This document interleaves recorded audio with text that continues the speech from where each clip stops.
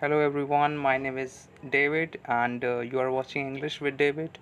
आज का हमारा सेशन वन वर्ड सब्स्टिट्यूशन को लेकर रहने वाला है। ठीक है, तो आप सभी तैयार हैं पढ़ने के लिए? ठीक है, चलिए शुरू करते हैं फिर।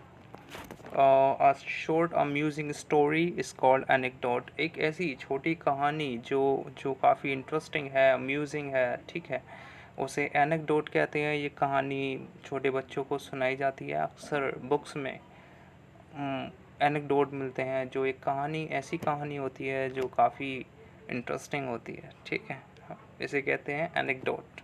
Next is causing death is called fatal. जो कोई भी ऐसी चीज़ जो किसी की जान तक ले सके, है ना, उसे फेटल कहेंगे। जैसे taking taking alcohol for a kid is fatal. ठीक है, वो जानलेवा हो सकती है, फेटल हो सकती है, किसी की जान तक जा सकती है उससे। तो फेटल मतलब जो बहुत ही ख़तरनाक हो। ठीक है, नेक्स्ट इज़ बैनियल का मतलब होता है जब कोई चीज़ या इवेंट 2 साल में एक बार होता है, उसे हम कहते हैं बैनियल। ठीक है, हैपनिंग वंस एवरी 2 years। जैसे हमारे एग्ज़ाम होते हैं, जैसे 1 साल में कोई एग्ज़ाम एक बार होता है, उसे हम कहते हैं एनुअल। ऐसे ही जब कोई चीज़ 2 साल में एक बार होती है, उसे हम कहते हैं बेनियल। ठीक है, आई होप आपको ये समझ में आया होगा। नेक्स्ट देखते हैं, a person who is too fond of reading. एक व्यक्ति जो पढ़ने का बहुत शौकीन है, उसे हम बुक वॉर्म कहते हैं। जो किताबों में लगा रहता है पढ़ने में, ठीक है, उसे हम बुक वॉर्म कहते हैं। Next is that which can be seen through. एक ऐसी चीज़ जिसके आर पार देखा जा सके, ऐसा माध्यम जिससे आर पार देखा जा सके, उसे हम ट्रांसपेरेंट कहते हैं। ठीक है, जैसे ग्लास होता है, उसे विंडोज़ में उसके आर पार देख सकते हैं, तो उसे हम ट्रांसपेरेंट कहते हैं। ग्लास भी कई तरह के होते हैं। ठीक है, so just one example. Next is a moment kept in memory of an event. जब आप कोई मेमोरी लेके आते हैं कहीं से, when you go to a place, for example अगर आप ताजमहल जाते हैं तो वहाँ से एक छोटा सा ताजमहल लेके आते हैं अधिकतर लोग। ठीक है, तो वो उसे हम सवेनियर कहते हैं। एक याद होती है, जो रिमेम्बरेंस होता है। ठीक है, तो उसे सवेनियर कहते हैं। Next is a complete victory is called clean sweep. Clean sweep क्या होती है? जैसे एक सिचुएशन से इसको समझते हैं, जैसे इंडिया पाकिस्तान का मैच है, इंडिया ने 3-0 से पाकिस्तान को हरा दिया, है ना। तो इंडिया ने 3 मैच जीते, पाकिस्तान ने एक भी नहीं जीता, तो ये क्लीन स्वीप हुई, है ना। इंडिया ने क्लीन स्वीप किया। ठीक है, सो ये complete victory. Next is epic. Epic क्या होती है? एक लॉन्ग पोम होती है, a long narrative poem is called epic. Next देखते हैं, अ पर्सन सोशलाइज मच। एक व्यक्ति जो बहुत ज़्यादा सोशलाइज रहता है, बहुत ज़्यादा लोगों के साथ घुल मिल जाता है आसानी से, उसे हम एक्सट्रोवर्ट कहते हैं। ठीक है, और इंट्रोवर्ट इसका ऑपोजिट होता है, जो व्यक्ति सोशलाइज नहीं कर पाता है, जो व्यक्ति कम बात करना पसंद करता है। A person who does not socialize much is called introvert. ठीक है, next is which can not be read, है ना, which can not be red. So कोई चीज़ जब पढ़ी ना जा सके, जैसे कुछ लोगों की हैंड राइटिंग होती है, you can not read that, उसे हम कहते हैं एलिजिबल। जो लेजिबल नहीं है उसे कहेंगे एलिजिबल। ठीक है, सो जैसे डॉक्टर्स की hand writing, you can not read that, so it is eligible. ठीक है, कुछ जिन लोगों को, स्पेशली जिन लोगों को डिसलेक्सिया होता है ना, सॉरी, जिन लोगों को डिस्ग्राफिया होता है, उन लोगों की हैंड राइटिंग एलिजिबल होती है, you can not read that. Worshipping of idol, जो मूर्ति पूजन होता है, उसे हम कहेंगे आइडोलेट्री। ठीक है, आइडोलेट्री मतलब मूर्ति पूजन, आइडॉल्स मतलब मूर्तियाँ।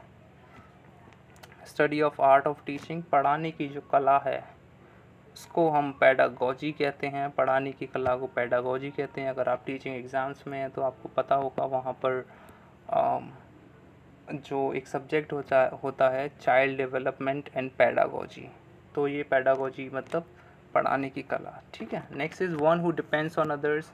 जो जो दूसरों पर जीवित रहता है उसे पैरासाइट कहते हैं। ठीक है, सो पैरासाइट जो दूसरों पे जीवित रहता है। ठीक है, next is government by rich. जो शासन अमीर व्यक्तियों के द्वारा चलाया जाता है उसे हम प्लूटोक्रेसी के नाम से जाते हैं। प्लूटो रूट वर्ड है ग्रीक, इसका मतलब होता है रिच, एंड क्रेसी मतलब शासन करना। So a government runs by rich is called plutocracy. Next is one who leads others, एक व्यक्ति जो दूसरों को लीड करता है उसे पायनियर कहते हैं। ठीक है, जो जो लीड करता है दूसरे व्यक्तियों को, है ना, उसे हम पायनियर कहते हैं। Next is murder of a king, जो राजा की हत्या है। जैसे murder of a king it's called regicide. Regicide is murder of a king, जब राजा की हत्या कर दी जाती है किसी शासन में, किंग की हत्या। ठीक है, one who kills one's father, एक व्यक्ति जो अपने ही पिता का कत्ल कर दे उसे हम कहेंगे पेट्रीसाइड। पेट्री एक रूट है, इसका मतलब फादर होता है, और साइड मतलब किलिंग होता है। फादर की किलिंग मतलब one who kills one's father. Having an ill reputation is called notorious. Notorious वो होता है जो बुरे कामों के लिए फेमस होता है ना, जो बुरे कामों के लिए जाना जाता है उसे हम कहते हैं notorious.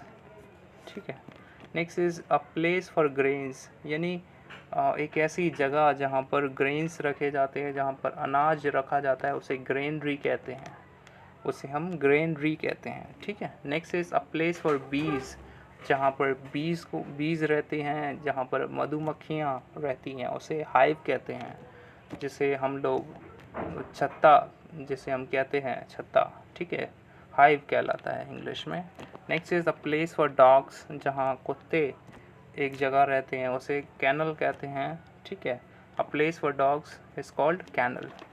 A place where money is made, जहाँ पर पैसे बनाए जाते हैं, जहाँ पर मनी बनाई जाती है, यानी उस जहाँ पर ये जो नोट्स होते हैं, है ना, जो मनी होती है, करेंसी होती है, जहाँ पर बनाई जाती है उसे कहते हैं मिंट।